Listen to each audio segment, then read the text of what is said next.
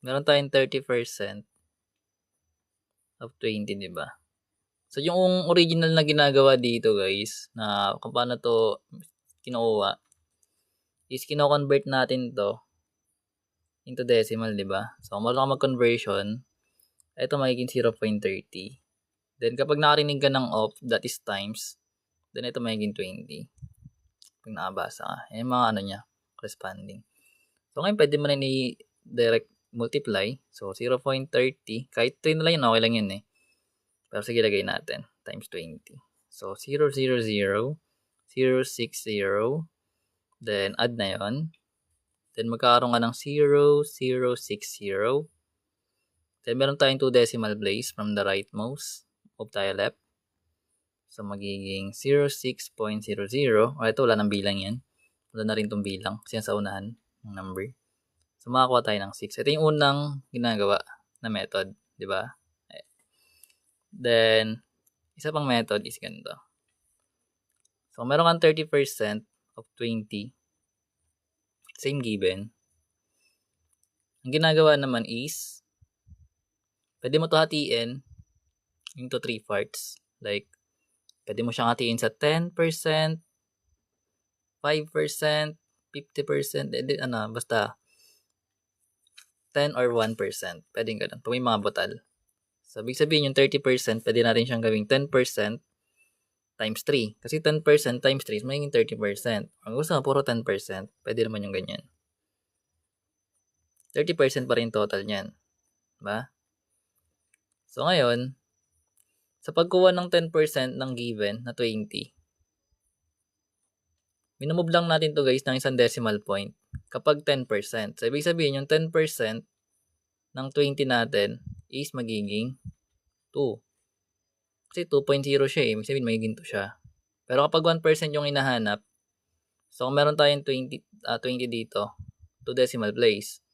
So, ibig sabihin yung 2, yung 1% ng 20 natin is magiging 0.2. Kasi dito yung decimal point mo. Sundan? Gets yun na? Pag 10% isang decimal yung move from the right, pag 1% dalawa. So, ibig sabihin kung meron kang 10% dito, makakakuha tayo ng 2. Dahil 10% din to, magiging 2 siya. At ito magiging 2 rin. So, magkakaroon tayo ng 6. Ito yung other method. Pabilis, di ba? May isa pa. Susundan. Ay, gets? Gets hindi? Gates. Yan. So, proceed tayo sa kabila. May isa pa. So, meron tayong 30%, 20. So, ito naman pinakamadali. Nakita mo itong percent na sign. Ito.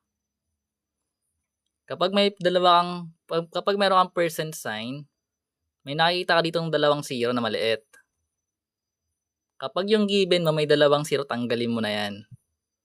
Then, i-multiply mo yung natirang numbers. So, magkakaroon ka ng 3 times 2, magiging 6. Yung pinakamadali. Gets? E paano pag wala? Katanong yan. Paano pag walang zero? Diba? Ganun kayo eh. No. Ako ito gawin natin.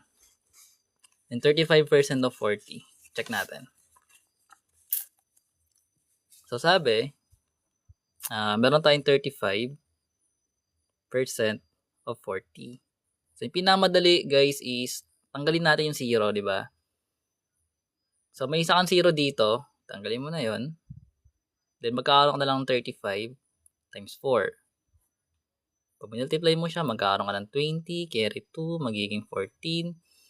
Tapos eto, meron ka pang isang 0 na natira na nakita, burahin mo yon. Kasi kailangan dalawang 0 yung matatanggal eh. So magkakaroon ka ng 14. Gets? Tandaan? Magulo pa rin. O, gawin natin yung isang method. Yung 35% of 40. So, sabi natin, hati-hatiin natin siya ng 10%, 10%, 10%, tsaka 5%. Kasi pwede naman yun eh. Kasi yung 10 plus 10 plus 10 plus 5 is 35. So, gusto mo 1%, pwede rin. Pero dahil 5%, pwede naman siya. So, alam natin na kapag 10%, isang move lang ng decimal point. So, magkakaroon tayo ng 4. 4 din dito. 4 din dito. At kung 10% natin is 4, yung 5% is 2. Kasi hatiin mo yung 4 eh. Diba? Meron kang 10, hatiin mo sa 2, magiging 5. So, kung may nakuha kang number na 4, hatiin mo yan, magiging 5% siya, kalahati. So, ngayon, pag inad mo to, 4 plus 4 plus 4 is 12 plus 2, magiging 14. So, pares lang. Tandaan? Kung ayaw mo niya, hindi multiply mo siya ng 0.35 times 40. Pwede rin yan. So, 0, 0, 0, 20, 14, 1. So, magkakaroon ka ng 0, 0, 4, 1. Then, may dalawang decimal point from the rightmost, mapunta dito. So, magiging 14 pa rin yung sagot. 3.5 times 4. Paano yun? Hindi ko alam. Saan mo ginawa yun? Ginahati mo siya dito. Pares lang naman. Pwede rin ganun. So, yung isa naman guys, ito wala, di ba? Kasi pero may sinabi kanina na 30, ano yun? 30, paano pag 37? Sige, sabihin natin 37 tsaka 36%. May sagot ba kayo dito? Wala. Gawin ba natin yan? Gawin natin. Hindi, multiply mo lang to directly. Gawin natin. Yun na lang. Paano kumuha ng mabising factor? Report. Hindi yun. Kapasagot. Tapos aalis, no? Lala. Yuck. So, ganun lang gagawin. Kasi pag wala kang nakakuha 0 guys, di move mo yun, dalawa. Yun lang yun eh. Diba? Kunyari, meron tayong 36% of, ano yun? Of 46. Of 46. Yan. So, wala kang nakitang 0, so, wala kang kakancelin. So, i-multiply mo na lang sila. 36 times 46. So, 36 times 6 is 36. Magiging 80, 19, 21. Magiging 4, carry 2, 12, 14. Then, add na natin yun. Magkakaroon ka ng 6, 5, 6, 1. So, dahil wala kang 0 na nakuha, huwag ko lang dalawa. Ganun siya ginagawa. Pero pag may nakita kang 0, burahin mo.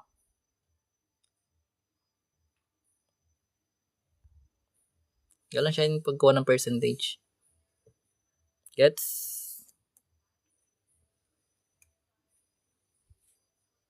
Tandaan? Hindi. Malabo. Alam yan. Pero ganun siya ginagawa. Ano ba? Paano kumuha? Pero kaya mo guys, pwede rin yung other way, no? Ang other way pa, grabe ka naman, pahirap mo talaga sa akin na pangalan niya, kulit no? Ayaw mo ayusin pangalan mo, boss? Not found. So, meron kang 36% of 46. Pwede rin. So, hati-hatiin mo to. Like, yung 10%, 10%, 10%, then 5%, tapos 1%. Gets? So, 10% ng 46 is ano? Ano yung 10% ng 46? Mentally, kaya na natin yun kasi tinuro na natin, di ba? That is, what? That is 4.6. That's correct. So, kung 4.6, 10% is 4.6 din. 10% is 4.6. Ano naman yung 5%?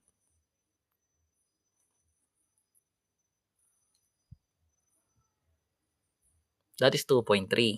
That's correct. O, ano ngayon yung 1% natin?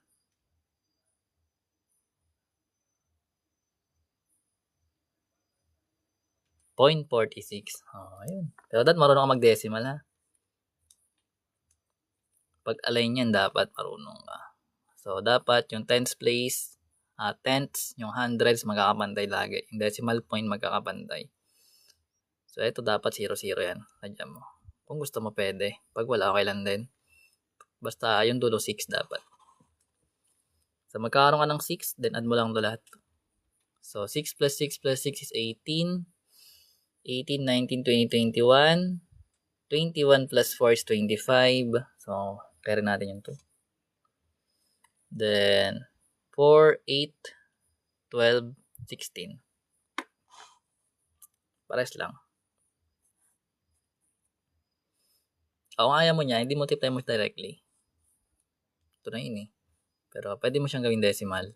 So, sige, lagyan natin para balance.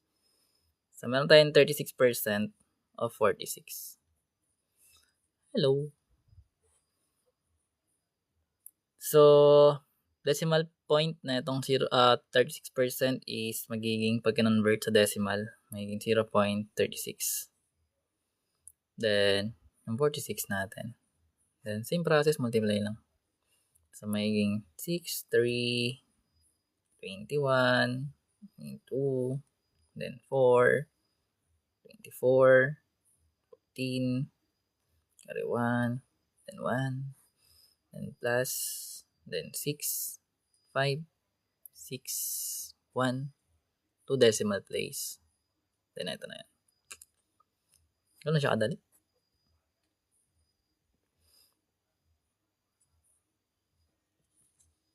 Ang galing mo naman, Kyle. Iba talaga pag mga Kyle na malalakas.